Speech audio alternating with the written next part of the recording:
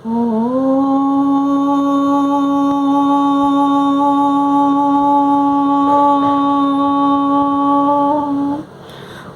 विश्वानि देव सवितदुरितानि परासुव यद्भद्रं तन्नःसुव तू सर्वेश सकल सुखदाता शुद्ध स्वरूप विधाता है उसके कष्ट नष्ट हो जाते जो तेरे ढिंग आता है सारे दुर्गुण दुर्व्यसनों से हमको नाथ बचा लीजिए मंगलमय गुण कर्म पदार्थ प्रेम सिंधु हमको दीजिए हे दया सिंधु हमको दीजिए। ओ आप सभी को सादर सप्रेम नमस्ते। तो हमारा यहाँ विषय चल रहा था कि वायु विद्वान वायु की तरह होता है। तो हमारा ऋग्वेद का प्रथम मंडल द्वितीय अध्याय के 25वें सूक्त के मंत्रों का पाठ कर रहे हैं, जिसमें से 4 या 5 इस प्रकार से हम मंत्र नित्य ले रहे हैं। तो आज का जो मंत्र शुरू होगा 15वां, तो आइए पढ़ लेते हैं क्या कहा गया है इसमें। छंद वही है और स्वर भी वही है। ओम उतयो मानुषेश्वा यशश्चक्रे असाम्य अस्माकमुदरेश्वा अस्माकमुदरेश्वा।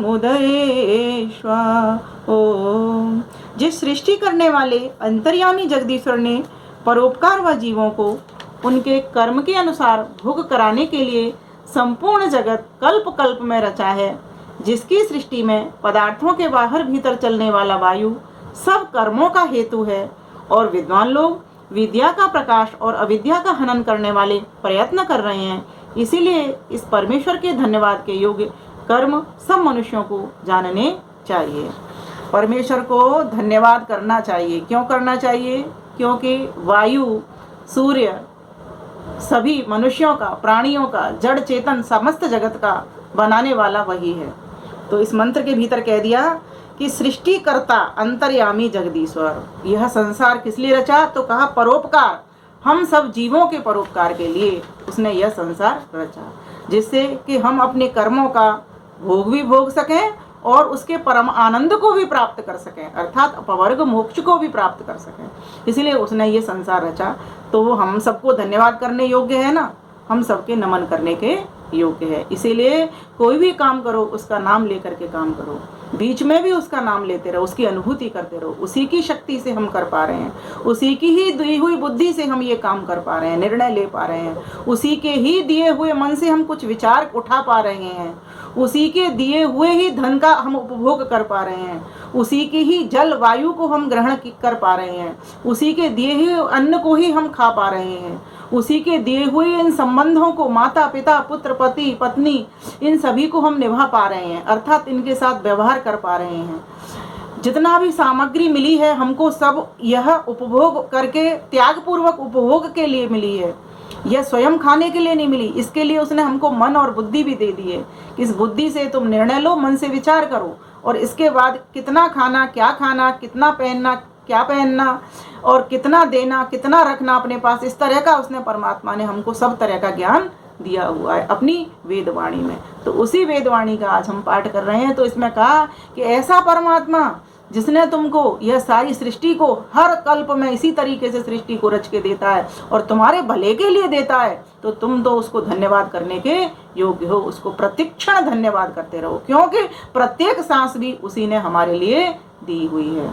तो कहा ओम परामेयन्ति धीतयो गावो नागव्योतिरनु इच्छन्ति रुरुक्ष चक्षसम् इच्छन्ति रुरुचक्षसम् इच्छन्ति रुरुचक्षसम् इच्छन्ति रुरुचक्षसम्। ओम। इस मंत्र में उपमालंकार है। मनुष्यों को ऐसा निश्चय करना चाहिए कि जैसे गौ आदि पशु अपने अपने वेग के अनुसार दौड़ते हुए चाहे हुए स्थान को पहुंचकर थक जाते हैं, वैसे ही मनुष्य अपनी बुद्धि बल के अनुसार परमेश्वर, वायु और सूर्य आदि पदार्थों के गुणों को जानकर थक जाते हैं। किसी मनुष्य की बुद्धि व शरीर का वेग ऐसा नहीं हो सकता कि जिसका अंत न हो सके, फिर क्यों थक जाते हैं? जैसे पक्षी अपने अपने बल के अनुसार आकाश को जाते हुए आकाश का पार कोई भी नहीं पाता, इसी प्रकार कोई मनुष्य विद्या विषय के अंत होने को समर्थ नहीं हो सकता। कहा ईश्वर की विद्या, जैसे वो ईश्वर अनंत है, ऐसी उसकी वेद वाणी, उसका ज्ञान भी अनंत है, अथाह है, एक सागर की भांति है। इसीलिए इसको जितना चाहो उतना लेते चलो। व्यक्ति थक जाता है, लेकिन उसको थकना नहीं चाहिए। वायु को, सूर्य को, सभी के गुणों को जान करके उसको क्यों थकना? सूर्य क्या थकता है? वायु क्या थकती है? ईश्वर क्या थकता है? कोई नहीं थकता, तो हम क्यों थक जाते हैं? इसीलिए उसमें यहाँ पर कहने का भाव ये है कि विद्या के विषय में कभी भी संतुष्टि नहीं करनी चाहिए। हर क्षेत्र में संतुष्टि करो, लेकिन ज्ञान के विषय में कभी भी संतुष्ट मत हो। क्यों? क्योंकि वह तो अथाह है। उसको जितना जितना आप उसको लेते जाओगे, उतना उतना आपको आनंद बढ़ता चला जाएगा। तो कहा, यहाँ पर पक्षी की उपमा दी गई। पक्षी आकाश में उड़ता है, लेकिन वो आकाश का पार पा लेता है क्या? लेकिन उड़ता ही रहता है, उड़ता ही जाता है, वो नहीं जानता पार क्या है। इसी प्रकार से हम भी अपने इस ज्ञान रूपी पंखों से, कर्म रूपी पंखों से, ये दो पंख हमें परमात्मा ने दिए हैं, ज्ञान और कर्म के द्वारा इन पंखों को लेकर के उस परमेश्वर की भक्ति से जुड़ करके हम अपने जो मानव का शरीर मिला है इसको सार्थक करने वाले बने, अर्थात उसके आनंद को भरने वाले बने। तो आगे कहा, ओम सं नो वोचावहि पुनर्यतो मे मध्वाभृतं होते वक्षदसे प्रियं, होते वक्षदसे प्रियं। ओम। इस मंत्र में उपमा अलंकार है। जैसे यज्ञ कराने और करने वाले प्रीति के साथ मिलकर यज्ञ को सिद्ध कर पूर्ण करते हैं, वैसे ही गुरु शिष्य मिलकर सब विद्याओं का प्रकाश करें। जैसे विद्वान और यजमान दोनों मिलकर के यज्ञ को संपादित करते हैं, अच्छे प्रकार से करते हैं, उसी प्रकार से इस वेद विद्या को भी गुरु और शिष्य मिलकर के अच्छी प्रकार से संपादित करें, अर्थात पढ़ें, पढ़ावें और इसको धारण करें और धारण करावें। अब गुरुजन धारण कर रहे नहीं है, शिष्य पढ़ने आ गया तो वो क्या धारण कराएगा शिष्य को? और उसी प्रकार से गुरुजी मान लीजिए धारण कर रहे हैं, शिष्य धारण नहीं कर रहा है, तो भी गलत है। तो यहाँ पर कहा कि गुरु और शिष्य परस्पर प्रेम होना चाहिए। कहा जाता है कि कोई भी काम ऐसा नहीं हो कि जैसे कि माता और पुत्र का संबंध रहता है, पिता पुत्र का संबंध रहता है, उसी प्रकार से गुरु और शिष्य का संबंध रहना चाहिए। उसी प्रकार से जैसे राजा और प्रजा का संबंध होता है, ईश्वर का भक्त का संबंध होता है, ठीक उसी प्रकार से गुरु और शिष्य का इस वेद विद्या को पढ़ने और पढ़ाने में संबंध होना चाहिए। तो कहा कि सब मनुष्यों को इस बात की चाहना निरंतर रखनी चाहिए, जिज्ञासा पैदा करनी चाहिए। गुरुजन सोचें कि शिष्य आए और शिष्य सोचे कि मुझे कोई सदगुरु मिले जो मुझे वेद विद्या को पढ़ाने वाला मिले, कि जिससे हमारी विद्या की वृद्धि प्रतिदिन होती रहे, जिससे कि हमारी निरंतर विद्या बढ़ती रहे, खूब विद्या का प्रकाश हो, क्योंकि विद्या में ही आनंद है, ज्ञान में ही आनंद है। फिर भी वे क्या क्या करें, इस विषय का प्रकाश अगले मंत्र में कहा है। ओम दर्शनो विश्वदर्शतम दर्शम रथमधिधमी एताजुषत मे गिरः एताजुषत मे गिरः। ओम दर्शनो विश्वदर्शतम दर्शम रथमधिक्षमी एताजुषत मे गिरः एताजुषत मे गिरः। ओम। जिससे क्षमा आदि गुणों से युक्त मनुष्यों को यह जानने योग्य है कि प्रश्न और उत्तर के व्यवहार के किए बिना परमेश्वर को जानने और शिल्प विद्या सिद्ध विमान आदि रथों को कभी बनाने को शक्य नहीं, और जो उनमें गुण हैं उनके जानने के लिए सदैव प्रयत्न करना चाहिए। इसीलिए विद्या की प्राप्ति के लिए जो सबसे बढ़िया तरीका है वो शंका और समाधान का है।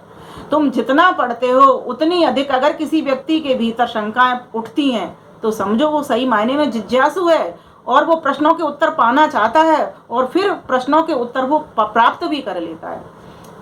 अब पढ़ रहे हैं हम, लेकिन कोई मन में जिज्ञासा नहीं, कोई प्रश्न भी नहीं हमारे में उठता, तो हम उसको प्राप्त कैसे करेंगे ज्ञान को? हमेशा किसी भी विद्या को पढ़ रहे हैं तो उसके भीतर से अपने आप से 5-6, छोटी सी बात में भी 5-6 प्रश्न उठाइए, उत्तर आपको अपने पास से भी मिल जाएंगे। अगर नहीं मिल पाते हैं तो फिर चिंतन करिए, फिर मिलेंगे।